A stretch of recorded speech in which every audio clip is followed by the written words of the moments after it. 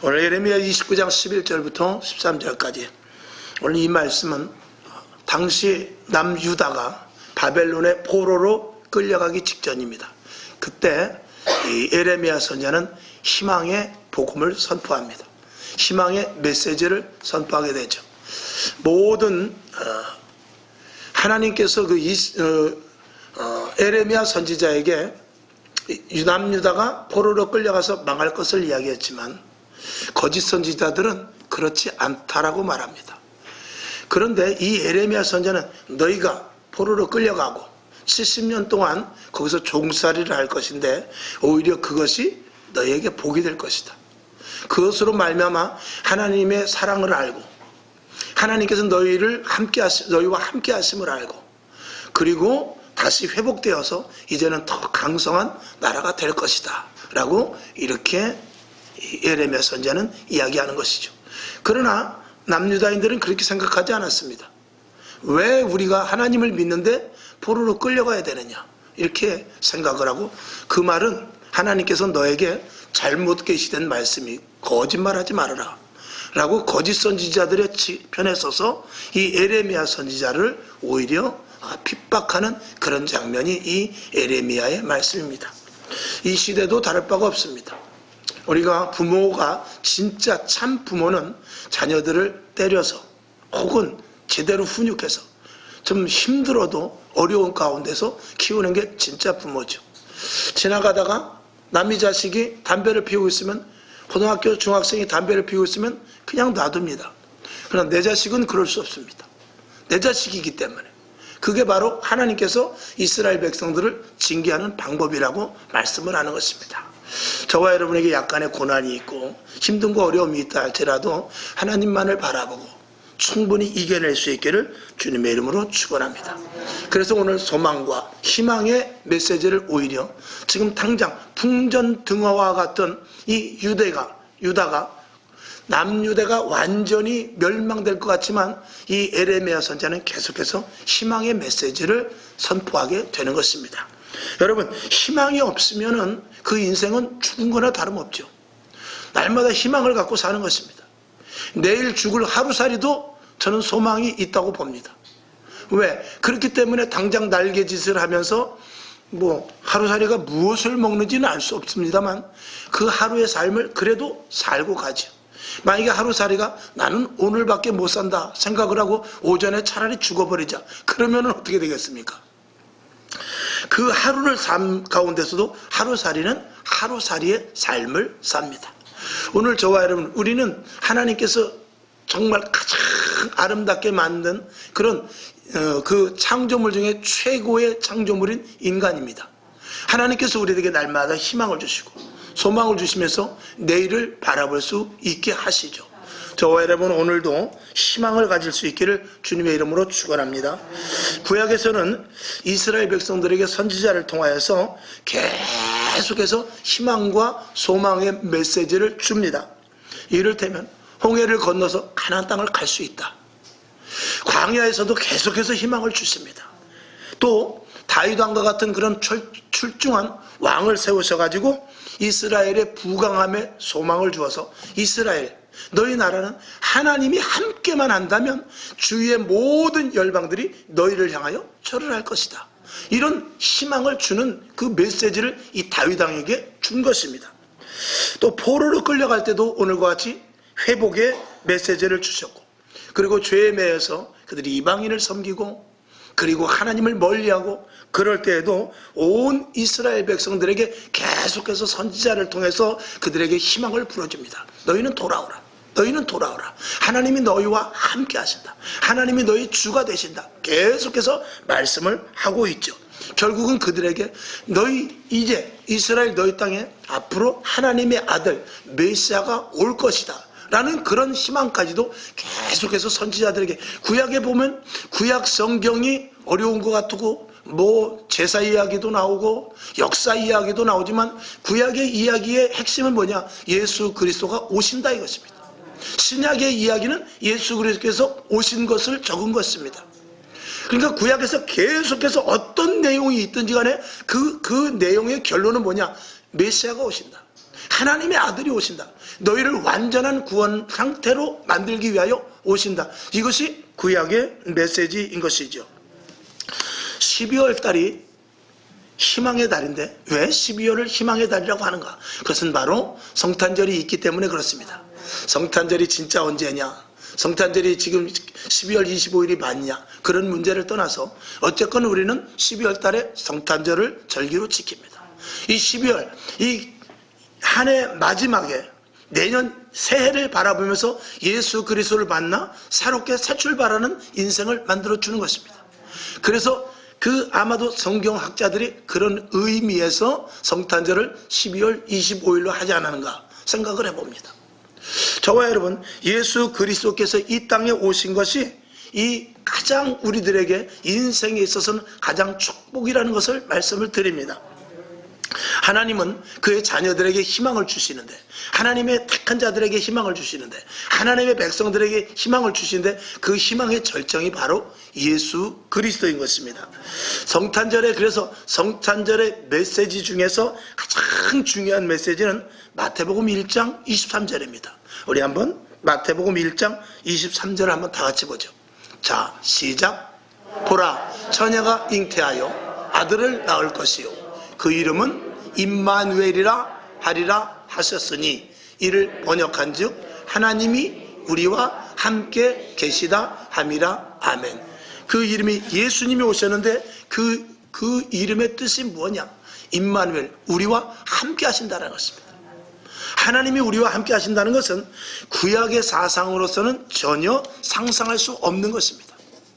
구약에서는 종교적인 의미를 가지고 하나님을, 위에 계신 하나님을 섬기는 그런 형태였습니다.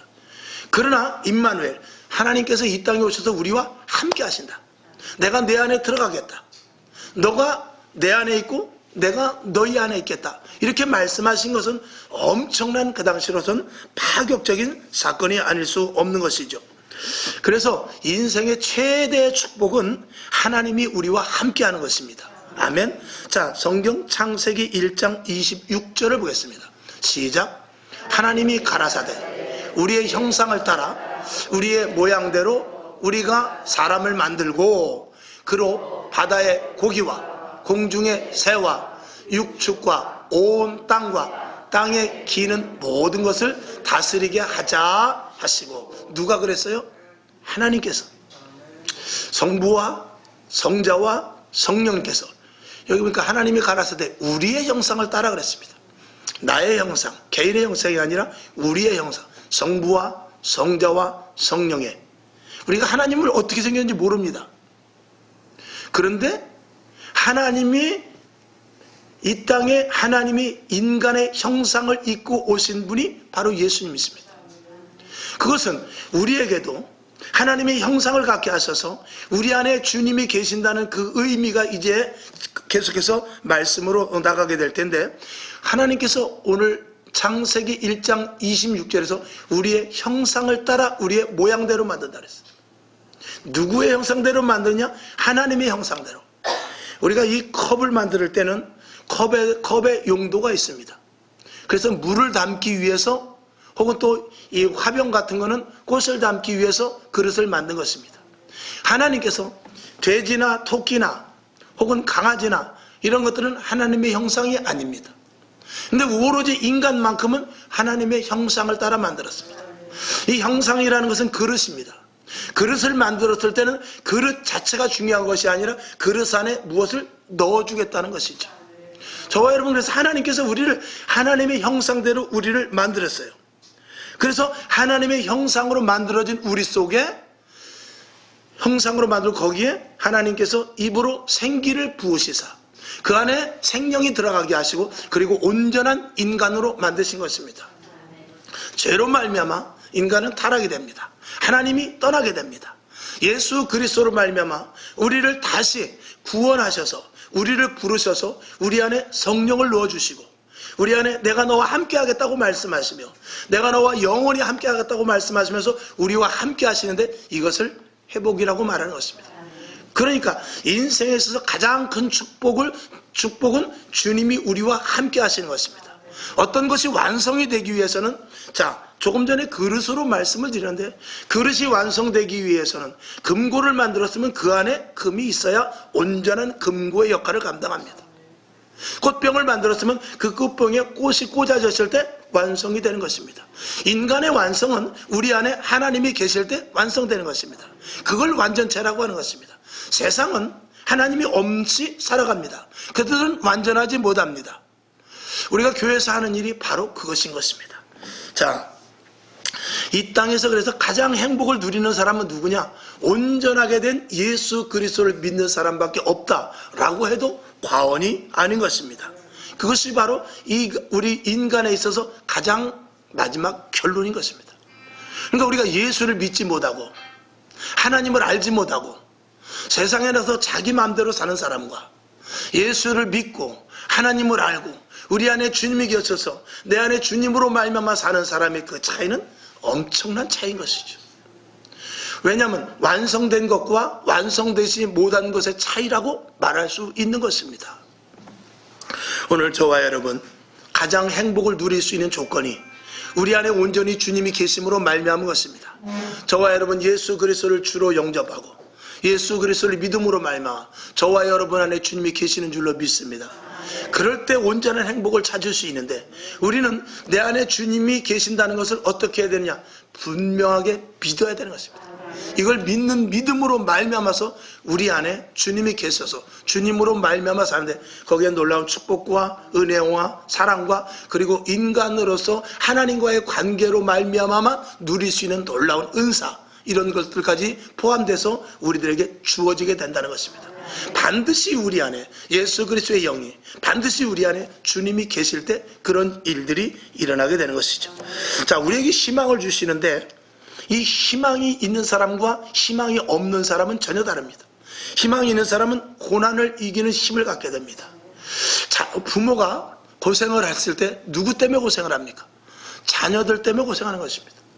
자녀들만 아니면 부모들은 얼마든지 날개를 피면서 살 수 있어요. 내 맘대로, 자기 맘대로. 근데 누구 때문에? 자녀 때문에 부모는 보이지 않는 얽매임에 있습니다. 그러나 그 얽매임이 부모에게는 희망이요 소망인 것입니다.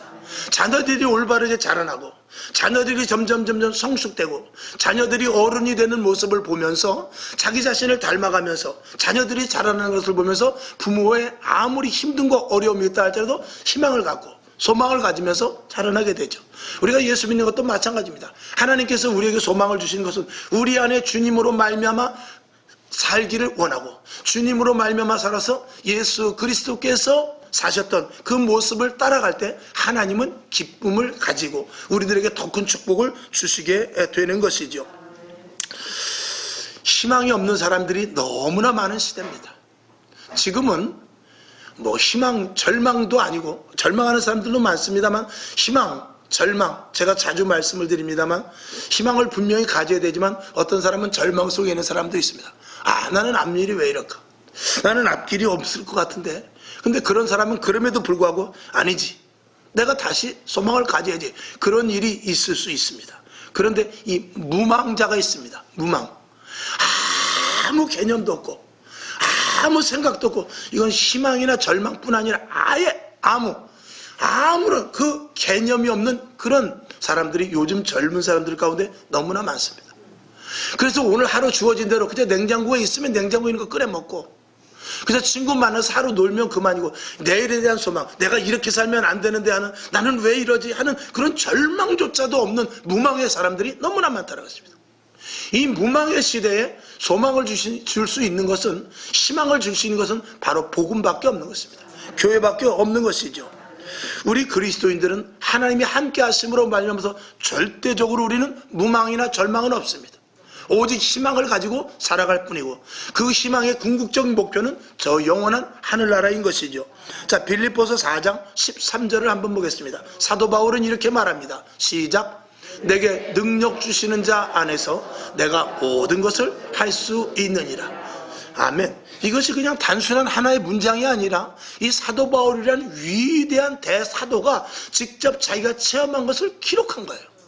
그러면 사도 바울도 그 하나님을 믿었고 우리도 그 하나님을 믿었습니다. 사도 바울도 그 예수를 증거했고 우리도 그 예수를 증거하는 가운데 사도 바울의 저는 빌립보서 4장 13절에 내게 능력 주시는 자 안에서 내가 모든 것을 할 수 있다 라고 말했으면 우리도 저 고백이 나와야 되는 것입니다. 저 고백이 나오지 못한다 할지라도 저 고백을 할 수 있는 데까지 하나님은 우리를 갈 수 있도록 부르셨다는 사실을 믿어야 돼요. 그러니까 나는 저분보다 믿음이 적고 나는 사도 바울을 과연 감히 내가 어떻게 따라가는가? 내가 베드로를 따라갈 수 있을까? 내가 아브라함과 같은 믿음을 가질 수 있을까? 라고 말할 수 있을지 몰라요. 내가 엘리야와 같이 무슨 능력을 가질 수 있을까? 라고 말할 수 있을지 모르지만 하나님께서 우리와 함께 하심으로 말미암은 사람은 동일한 하나님의 은혜가 내려진다는 것을 우리는 알아야 돼요. 그것을 무엇으로 채우는 것이냐? 믿음으로 채우는 것입니다. 여러분, 믿음이 없을 때 우리는 어떻게 해야 되죠? 야고보서에는 믿음이 없는 자는 구하라고 그랬어요. 하나님께서 후히 주신다고 그랬어요. 하나님 나에게 믿음이 없습니다. 정말 믿어지지를 않습니다. 더 깊이 있게 믿고 싶은데 믿어지지를 않습니다. 그럴 때 주님을 부르는 것입니다. 우리가 육체를 가졌고 하나님은 영입니다. 하나님은 우리에게 요구하시는 것이 뭐냐? 너희가 신령과 진정으로 예배를 드릴지다. 영으로 예배를 드리라는 것입니다. 우리는 육입니다. 그런데 하나님과 관계를 가질 수 없어요. 그래서 우리 안에 성령을 넣어주시고 우리가 영적인 존재로 만들어서 기도라는 통로를 통해서 하나님과 관계를 맺게 하시는 것입니다. 또 하나님께서 우리 인간에게 우리가 육신을 가져서 하나님을 만날 수 없습니다. 우리의 눈은 하나님을 볼 수 없습니다. 우리의 귀는 하나님의 음성을 들을 수 없습니다. 그런데 하나님께서 우리 육신 가운데 하나님을 만날 수 있는 이 육이지만 통로를 하나 만들어 놓았는데 기도만큼은 듣겠다는 것입니다. 예수의 이름으로 기도할 때만큼은 너희 입에서 나오는 육신으로 나오는 그 음성이지만 내가 그거는 영으로 듣겠다는 것입니다. 우리의 그래서 하나님과 인간의 영적인 통로는 기도뿐입니다. 물론 그 기도하는 자들이 하나님을 믿는 자들이 이전에 나와서 예배드리는 이거 하나님이 받으시죠. 그러나 예수를 믿지 않는 사람이라 할지라도 하나님을 부를 때 할렐루야, 하나님을 모르는 사람이라 할지라도 하나님을 부를 때 내가 전도지를 받았는데 전도지를 오늘 받았어. 근데 전도지 이까지 가고 집어 던져버렸어. 그랬는데 어느 날 갑자기 힘들고 어려웠을 때 정말 하나님이 계실까? 정말 하나님이 나를 만나 주실까? 이런 생각을 했을 때 그 생각 속에서 하나님, 정말 하나님이 계시다면 나에게 믿음을 주시고 나에게 은혜를 주시며 내 친구 교회 다니는 사람은 정말 힘들고 어려운 가운데서도 능히 이겨나가는데 나는 아무것도 할 수 없사오니 하나님, 주님 나에게 믿음을 주시고 주님을 만날 수 있는 은혜를 주시옵소서 라고 이렇게 기도할 때 그 기도라는 영역을 통해서 주님을 만나는 하나님이 응답하시는 놀라운 은혜가 있기 때문에 우리는 기도하는 것입니다. 저와 여러분에게 아무리 힘들어도 포기하지 않고 오히려 감사로 넉넉히 이길 수 있는 것, 이건 바로 하나님이 우리와 함께 하시고 하나님은 우리의 희망이 되시며 그리고 우리의 기도를 통하여서 더 큰 하나님이 주시는 소망을 우리가 맛보게 되는 줄로 믿습니다. 자, 마태복음 28장 20절을 보죠. 시작. 내가 너희에게 분부한 모든 것을 가르쳐 지키게 하라. 볼지어다 내가 세상 끝날까지 너희와 항상 함께 있으리라 하시니라. 아멘. 하나님은 우리들에게 늘 함께 하신다고 분명히 말씀하고 계십니다. 그 함께 하신다는 것은 아까 누가복음 읽은 대로, 누가복음 1장 읽은 대로 내가 너와 함께하는 그 임마누엘이 되주셔서 우리와 함께 하신다는 것입니다.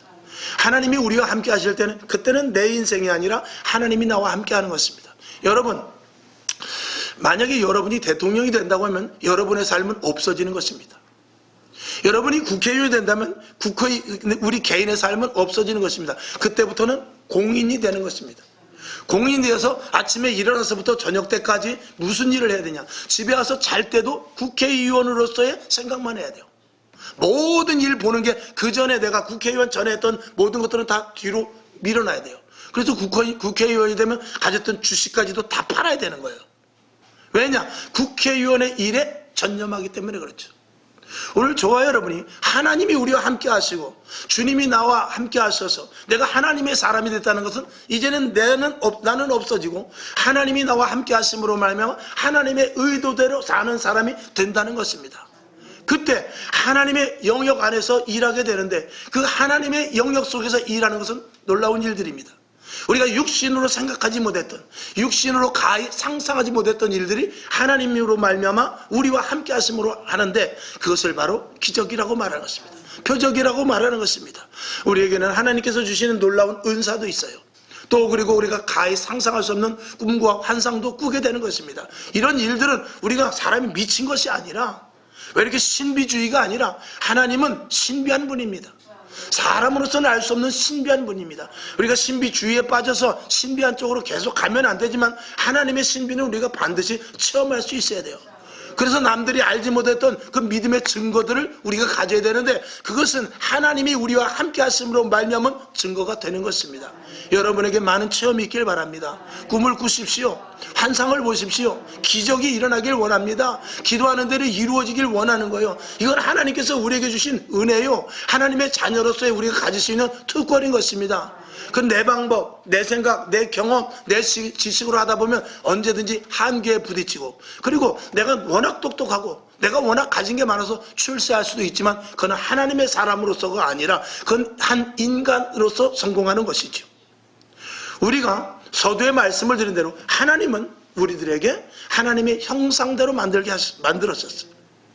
하나님의 형상대로 만들었기 때문에 하나님이 우리 안에 들어와야 우리 인간은 완성이 되는 것입니다.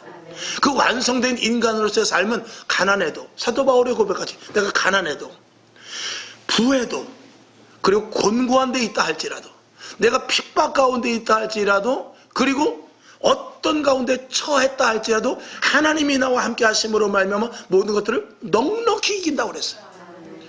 그러니까 힘센 장수는요, 등산을 잘하는 사람은요, 무기를 잘 다루는 군인은요, 어디로 가든지 겁날 게 없습니다. 왜? 자기 자신이 모든 것들을 등에 제어할 수 있는 힘이 있기 때문에 그렇죠. 그러니까 우리는, 예수 믿는 사람들은 고난 가운데서도 감사하는 것입니다. 그러니까 우리 예수 믿는 사람들은 힘듦과 어려움, 좋지 않은 환경이 온다 할지라도 하나님을 붙잡고 기도하면서 그 문제를 해결해 나가는 것이죠. 누구 때문에? 내 안에 계시는 주님 때문에. 무엇으로? 내 안에 계시는 주님으로 말미암아 나는 철저하게 포기되고, 내 안에 주님으로 말미암아 사는 인생이, 그게 완전한 인생이요, 그게 하나님의 자녀이고 하나님께서 우리를 부르신 이유라는 것입니다. 우리의 뇌는 한 4kg에서 5kg, 좀 무거운 사람은 2대, 무거운 사람은 한 6kg까지 나간다고 그래요. 저는 한 5.5kg 나가지 않을까 싶은데, 그렇게 우리가 4kg에서 한 6kg 나가는 이 무게, 이 속에 뇌는 또 한 1.5kg, 1.6kg 밖에 안 돼요. 이 뇌는 그러니까 요만했습니다. 그런데 이 땅의 우주는 어떻습니까? 빛으로 몇 광년을 가도 끝이 없는 게 우주입니다. 그 뇌하고 우주하고 대보면은요, 뇌는 보이지도 않는 작은 것입니다. 그러나 이 뇌 속에는 온 우주가 다 들어갈 수 있어요. 이 뇌 속에는 이 땅의 모든 아무 것이라도 다 들어갈 수 있습니다. 여러분 눈이 어떻습니까? 여러분 눈이 얼마만큼입니까? 아무리 쌍꺼풀을 해서 이걸 세상 말로 다 뒤집어 놔도 눈의 한계는 얼굴을 넘지 못합니다. 얼굴보다 더 큰 눈은 없어요. 그러나 저와 여러분이 그 작은 눈으로 무엇을 봅니까? 여러분이 보는 시야는 산 위에 올라가서 한번 아래를 내려다 보십시오. 이 작은 눈 속에 온 이 지구가 다 들어옵니다. 사람은 이 뇌 속에, 또 아니면 우리의 생긴 구조가 이 땅의 모든 것들을 점령을 다해서 이 땅의 모든 것들을 가져도 부족함이 있게끔 만들어졌어요.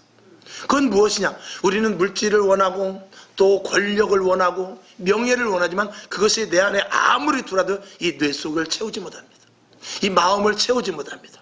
우리의 생각을 채우지 못하고요, 이 눈 속에 아무리 그 많은 수천억 원의 돈이 있어도요, 그 눈 속에 다 들어와도 채워지질 않습니다. 그건 왜냐? 우리 인간은 영적인 존재로서, 우리 인간은 무한한 것을 추구할 수 있는 존재예요. 그렇게 만들어졌단 말입니다, 구조상. 그래서 우리 이 육신은 무한한 것을 가져야만 만족함을 누려요. 구조상 하나님께서 우리를 만드실 때 하나님의 형상대로 만드셨어요. 그 형상대로 만든 어마어마한 그릇이라는 것입니다. 거기에는 하나님으로 말미암아 무한한 것이 채워져야지, 유한한 것은 아무리 들어가도 거기서 채워질 수 없다라는 구조로 만들어졌습니다. 강아지는 밥만 잘 주면 됩니다.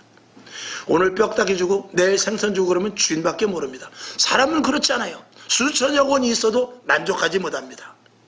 죄송한 말이지만 아무리 내 부인이 아니라 옛날같이 부인을 10명을 데리고 살아도, 솔로몬과 같이 1000명을 데리고 살아도 만족감이 없는 게 인생입니다. 인생의 구조는 그렇게 돼 있어요. 이 안에 누가 들어가야 만족감이 있느냐? 하나님이 들어가야 만족되는 것입니다. 그리고 하나님이 들어가서 우리 안에 새 생명이 들어가서 그리고 살아가는 데 있어서 필요한 것이 이 생명의 말씀입니다. 이건 영혼의 말씀이에요. 영생의 말씀이라고 말합니다. 성경 말씀을 우리가 들을 때, 성경 말씀을 먹을 때, 성경 말씀을 순종할 때 우리 안에서 만족함이 누리게 되는 것입니다. 이 세상에 어떤 지식으로도 만족감을 채우지 못합니다. 이 세상에 어떤 과학과 논리와 의학으로 만족감을 채우지 못합니다. 그래서 우리가 힘들고 어렵고 답답할 때 예수님께서 우리에게 들려주시는 한마디의 음성으로 우리는 채워지는데, 한마디, 내가 너를 사랑한다, 내가 너와 함께한다, 내가 너를 돕는다, 이 짤막한 한마디지만 그 한마디 속에는 무엇이냐? 영혼이 들어있단 말입니다. 영생이 들어있단 말입니다. 무한한 가치가 있단 말입니다. 비록 짧은 말이지만 하나님께서 주시는 말씀이기 때문에 그건 영혼성을 가지고 있기 때문에 우리 안에 들어왔을 때 그것으로 말미암아 만족함을 누리게 되는 거예요. 그것은 옆에 있는 아무리 친한 친구, 부모 자식도 소용없습니다. 아무리 친한 친구가 서 힘들어서 어떻게 내가 더 얼마만큼 무엇을 도와줄까? 아무리 그래도 내 마음이 차지 않았지만, 답답하고 당장 눈에 돈이, 당장 내 몸에 아프고 당장 여러 가지 힘듦이 있어서 문제가 해결되지 못할 것 같지만 하나님께서 들려주시는 음성, 내가 너를 사랑한다, 그 말 한마디에 영적인 무한한 가치가 내 안에 들어오면서 우리는 눈물을 흘리고 우리 안에 기쁨이 넘치고 내 속에서부터 만족감을 누리고 우리는 모든 것들을 다 잊어버리고 하나님 감사합니다, 하나님 감사합니다, 하나님 감사합니다가 그 내 입속에서 나도 모르는 가운데 영적인 탄식과 감사와 은혜가 넘쳐나는 것입니다. 그래서 우리 인간의 구조는 영혼을 받아들일 수 있는 그릇의 구조로 만들어져 있기 때문에 영원한 것이 들어오지 않고는 절대로 만족감이 없습니다. 그 영생의 말씀이 바로 하나님의 말씀입니다. 그 영원성을 가진 분이 주님이십니다. 그래서 우리 안에 예수를 믿지 않으면 우리는 얼마든지 만족감을 누릴 수가 없다는 것입니다. 예수를 믿을 때 우리는 언제든지 만족감을 갖게 되는 것이죠. 어떤 종교를 가서, 어디 가서 정말 휴양지에 가서 논다 할지라도, 저 깊은 산속에서 자연인으로 산다 할지라도 만족감은 없습니다. 영혼의 만족감은, 우리의 평생의 만족감을 누릴 수 있는 것은 내 안에 주님이 계실 때뿐인 것입니다. 이게 예수 믿는 자의 복인 것입니다. 성경을 한번 보죠. 요한복음 14장 20절을 봅시다. 시작. 그날에 내가 아버지 안에, 너희가 내 안에, 내가 너희 안에 있는 것을 너희가 알리라. 우리 안에 완전하게 와 계시겠다는 것입니다. 왜? 우리를 그렇게 그릇으로 만들었기 때문에 그 그릇 안에 내가 들어가겠다는 것입니다. 요한복음 14장 14절을 보죠. 시작. 내 이름으로 무엇이든지 내게 구하면 내가 시행하리라. 아멘. 주님이 내 안에 계실 때는 무엇이든지 사도 바울의 고백과 같이 내게 능력 주시는 자 안에서 모든 것들을 할 수 있느니라 하는 그것과 같은 맥락에서의 말이죠. 요한복음 15장 7절도 같은 말씀입니다. 시작. 너희가 내 안에 거하고, 아멘, 내 말이 너희 안에 거하면 무엇이든지 원하는 대로 구하라. 그리하면 이루리라. 아멘.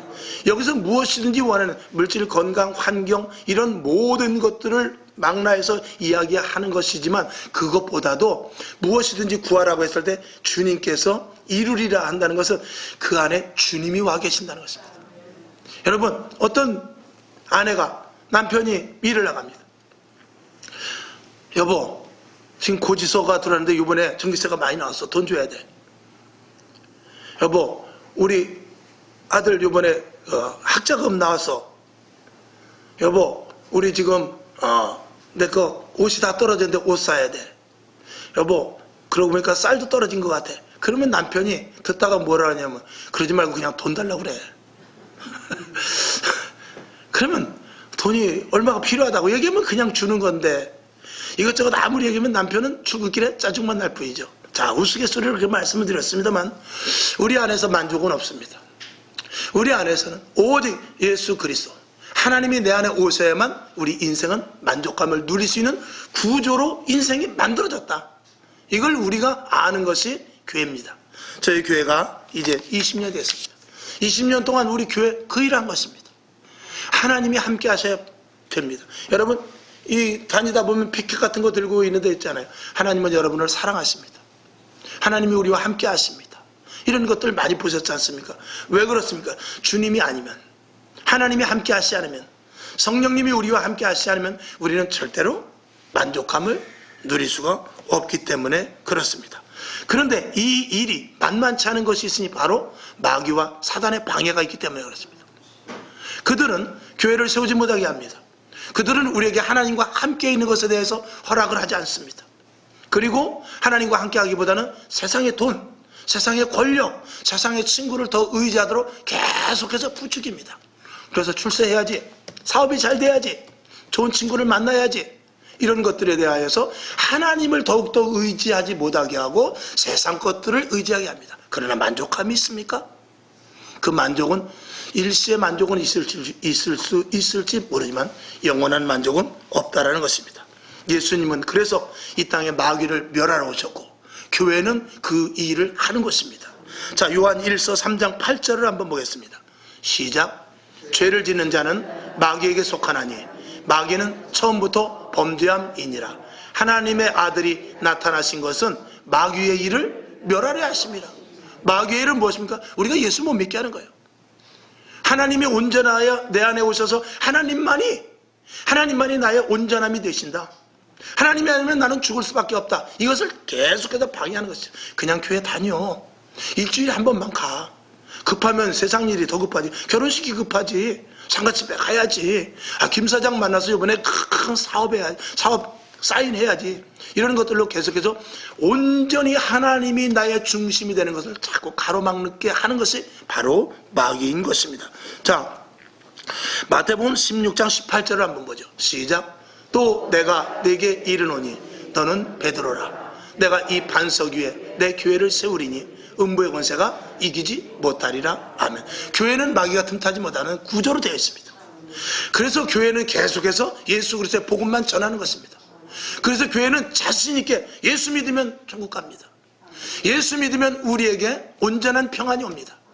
하나님이 우리와 함께 하시면 그게 진짜 인생의 정점입니다 라고 분명하게 말할 수 있는 근거는 음부의 권세가 틈타지 못하고 그 복음을 전하는 데 있어서 거침없도록 이 교회는 그런 구조로 만들어졌기 때문에 그렇습니다. 그래서 교회에서 할 일은 뭐냐? 그것만 하라고 하나님께서 이 교회를 세워놓은 것입니다. 결론으로 말씀을 드립니다. 우리가 죄가 무엇입니까? 죄라는 원어의 뜻은 여러분들이 하도 많이 들었었을 거예요. 죄의 원어의 뜻은 관역에서 빗나갔다는 뜻입니다. 의도대로 가지 않았다는 것입니다. 의도대로 하지 않은 것이, 즉 하나님의 뜻대로 하지 않은 모든 것들은 죄입니다. 하나님의 의도대로 한 것이 죄인데, 하나님의 의도 중에 첫 번째가 뭐냐? 하나님께서 내가 인간을 만들어 놓았을 때 하나님의 영이 들어갈 수 있는 그릇으로, 구조로 만들어 놓았으니 그 안에 하나님을 넣어라 이거예요. 그랬을 때 그것을 의로 여기는 거예요. 그렇지 못했을 때 모든 것들은 죄가 되는 것입니다. 저와 여러분 안에 주님이 계시는 줄로 믿습니다. 그래서 우리는 의인입니다. 우리는 의롭다 칭함을 받았습니다. 우리가 죄를 지을 수 있고 우리가 약하여서 세상 유혹에 넘어갈 수 있지만 저와 여러분은 의인입니다. 그 의인이라는 것은 내가 불황으로 살았지만, 저 다리 밑에서 있었지만 어떤 집에 부자 아들로 양자로 들어간 것과 똑같습니다. 이제는 신분이 바뀝니다. 당장 들어가서 아이고 아침에 일어나서 옷 좋은 옷 입고 그 다음에 마당 새들 이렇게 부리는 게 아이고 옛날 같으면 밤 늦게 자고 그리고 해가 중천에 떠서 안 일어나도 말할 사람이 없는데 이게 양반집에 들어와서 신분이 바뀌어 보니까 아침에 일찍 일어나야 되는구나, 힘들구나 하지만 그럼에도 불구하고 그의 신분은 그 부잣집에 양반집에 아들이 된 것에 대한 아들이 된 것과 마찬가지로 저와 여러분 하나님이 우리 안에 함께 하심으로 말미암아 우리가 죄를 지을 수 있어요. 구습이 있습니다. 우리가 예수를 믿기 전에 했던 일들을 다시 답습할 수 있어요. 그러나 우리의 신분은 절대로 바뀌지 않는다는 것입니다. 돌아온 탕자가 그것입니다. 하나님 그 부잣집 아들이 아버지 돈 주세요, 내 거 주세요 하고 집을 나갔지만 그 집에 나가서 허랑방탕했다고 그랬어요. 근데 아버지는 어떻습니까? 돌아올 때까지 끝까지 기다리고 있어요. 너는 내 아들이야, 너는 내 아들이야. 그 아들이 안 들어오는 것은 할 수 없지만 그 아들은 항상 아버지는 동구 밖에 나가서 아들이 들어오기를 기다리고 있어요. 이게 의롭다 칭함을 받은 하나님의 자녀의 신분의 모습인 것입니다. 오늘 여러분, 예수 믿는 것 이 땅에서 가장 큰 복입니다. 하나님께서 그렇게 우리를 만들으셨어요. 다른 피조물과 다르게 하나님께서 우리의 형상을 그렇게 하나님이 들어가야만 만족하게 될 수 있는 그릇으로 만들어 놨습니다. 이것을 전하는 것이 복음이에요. 그것을 아는 것이 진짜 세상보다 그 어떤 지식보다도 큰 지식인 것입니다. 여호와라는 것이 하나님 앞에 가장 큰, 이 땅에서 가장 큰 지식이라는 것이죠. 오늘 인생의 희망은 어디에 있습니까? 교회에 있는 거예요. 교회는 그런 복음을 전하는 것입니다. 교회는 하나님의 형상을 닮은 자들에게 하나님을 넣어주는 것이 이 교회인 것입니다. 그것을 전하는 것이 복음이에요. 저와 여러분이 주님 오시는 그날까지 그 일을 하는 것이고 우리 교회가 그 일을 할 것입니다. 예레미야 선지자는 이스라엘 백성들이 계속해서 하나님을 떠나라고 했어요. 아니야. 하나님이 너에게 고통을 주는 것은 너희를 사랑하기 때문에 그래. 너에게 평화를 주는 거야. 너에게 소망을 주는 것이야. 너에게 희망을 주는 것이야. 그러니 빨리 하나님 안으로 돌아와. 매를 맞더라도 돌아와. 들어와서 매를 맞고 회복돼. 이것이 예레미야 선지자의 선포였던 것입니다. 오늘도 저와 여러분, 우리 안에 온전히 주님이 계심을 믿고 주님으로 말미암아서 정말 완성된 인생을 사실 수 있기를 주님의 이름으로 축원합니다.